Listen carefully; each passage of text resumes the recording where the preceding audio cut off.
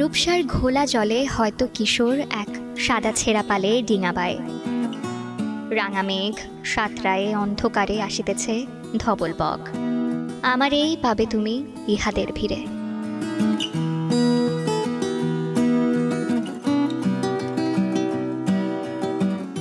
আবার আসিব ফিরে কবিতায়। রূপসা নদীর কথা বলেছেন জীবনানন্দ দাশ।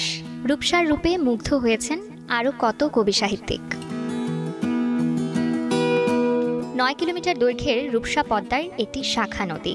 কথিত আছে 19বিংশ শতাব্দীতে নড়াইলের রূপচাঁদ সাহা নামের এক লবণ ব্যবসায়ী নৌকায় যাতায়াতের জন্য ভৈরব নদের সঙ্গে কাজীবাছা নদীর সংযোগের জন্য একটি খাল খনন করেছিলেন। তার নামানুসারে ওই খালের নাম হয়েছিল রূপসাহার খাল। পরবর্তীকালে ভৈরব নদের প্রচণ্ড প্লাবনে সেই ছোট খাল বিরাট ও ভয়ঙ্কর নদীতে পরিণত হয়। এই নদীর তীরেই গড়ে উঠেছে খুলনা।